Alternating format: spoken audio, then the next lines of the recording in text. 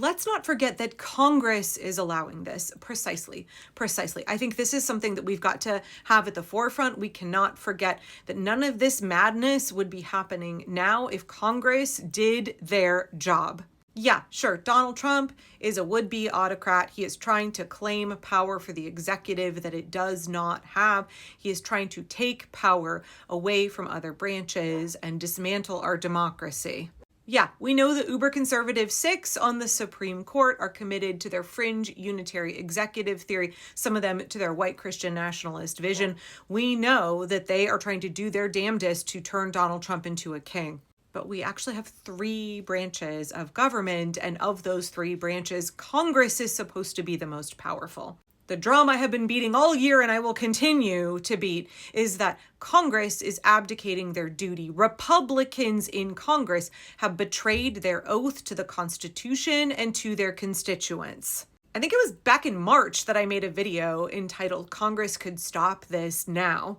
Do we really need to sit and list how many impeachable offenses Donald Trump has committed since January of this year? How many he's committed just in the last 4 or 5 days? And not just Donald Trump, J.D. Vance and Marco Rubio as well. It is the failure of the most powerful branch of government to hold the executive accountable that has produced the situation we are in at this moment. I think it was Heather Cox Richardson right after the election who predicted that Republicans in Congress were not going to go along. They were going to effectively check Trump and that we weren't going to end up in a scenario that's as bad as the one we're in now. And I know there were several establishment pundits, Democratic establishment advisors who said the same thing, like, oh, this is all going to be over very quickly because Republicans in Congress are going to rein it in. I think it was James Carville, who, again, like, why the hell is anybody listening to James Carville? It was James Carville who said that this regime wasn't going to last 30 days. He's been dead wrong on every prediction that he's made thus far. But that was a pretty common sentiment early on, like, oh, these Republicans, especially like John Thune, who was seen as very reasonable and kind of middle of the road Republican senator, they're going to hold all of this together. We know that Mike Johnson is like a fringe Christian nationalist.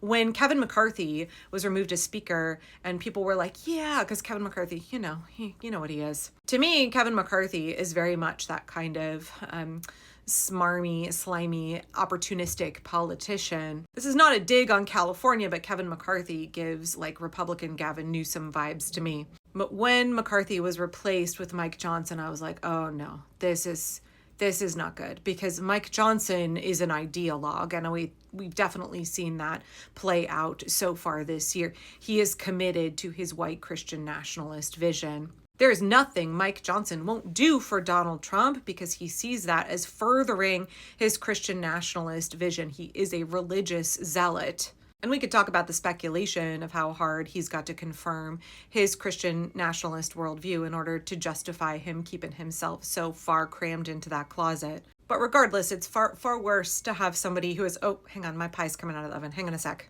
Okay, sorry, I'm making Japanese beef curry for dinner and French apple pie for dessert. Do those things go together? No. Do I want to make both of them today? Yes, so that's what we're doing. Anyway, but when it comes to Speaker Mike Johnson, I knew we were in trouble because this is a guy that is a zealot and will do whatever it takes to try to bring about the vision that he wants for the future, including being like a little parasitic male anglerfish, gluing himself to Donald Trump, doing whatever Donald Trump wants. We've seen Mike Johnson do everything Donald Trump demands of him, to an extent that we're getting reporting out today that it's pissing off members of his own party. It's pissing off Republicans in the House.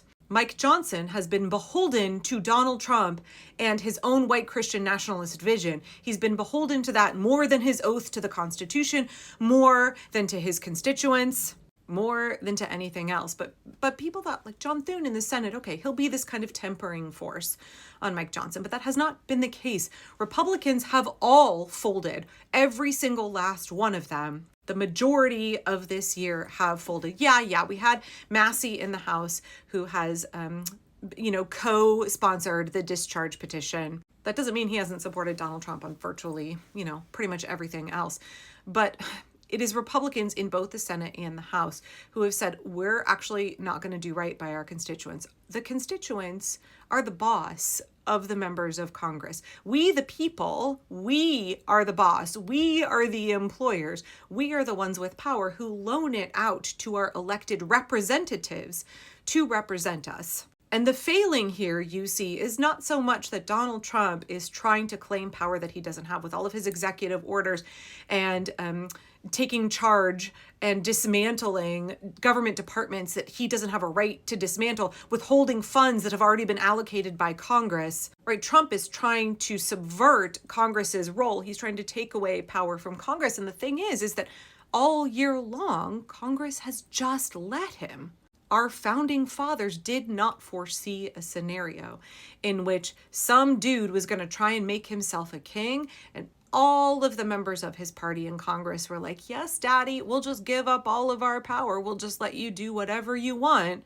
We will allow you to dismantle democracy, and we will do it with our lips glued to your behind the whole time. Our founding fathers did not anticipate that scenario any time along the way. And that would be my beef curry being done. Anyway, anytime along the way, Congress could step in and do their fucking job and stop all of this, but they don't.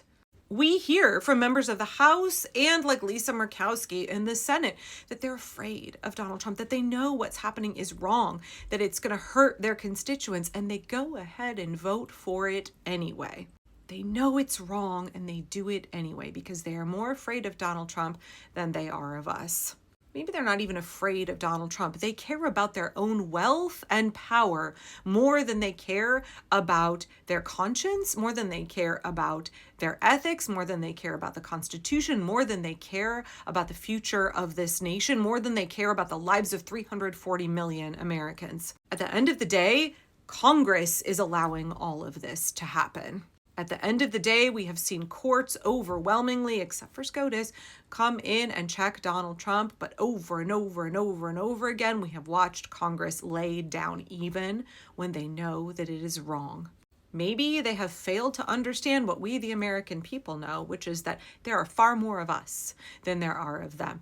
I don't actually know, I don't have enough of an insight into all of the Republicans in Congress to understand how many are zealots like Mike Johnson and how many of them are like Lisa Murkowski, opportunists who feel that their power and their wealth is threatened, and so they're going to go along even though they know that it's wrong, even though they know they are betraying their oath to the Constitution and to us, the American people. They are selling their souls for fascism. They are open collaborators with fascism. I don't have some special insight, but if I had to hazard a guess, I would say the majority of them know that it's wrong and they're doing it anyway, which is why it is crucially important in the time to come that we get justice against all of these guys.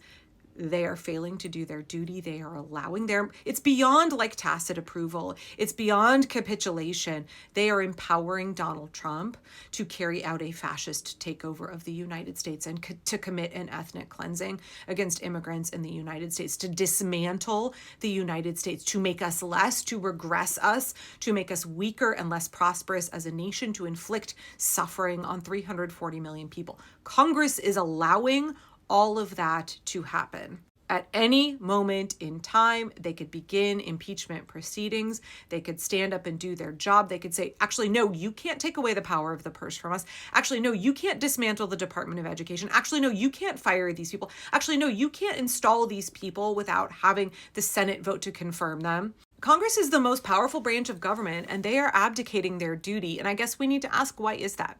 Why is that? And how do we make sure that we get reforms so that this never happens again? Just voting them out in the midterms will be insufficient. That will not be enough to stop all of this. It's one important component. We have to vote. Everybody has to vote. We have to vote all of these fuckers out. But this is a tremendous weakness, this scenario that we're living now, where the executive is intent on engaging in a takeover, and the legislative is just freely handing over all of their power and refusing to do the right thing, refusing to uphold the Constitution. And 6 members of the judiciary are radicals, are extremists who are beholden to a fringe theory, and so are trying to convert the president into a king. This is not a scenario that our forefathers anticipated, but it's one that could be brought to a screeching halt at any time if Congress just decided to do their job.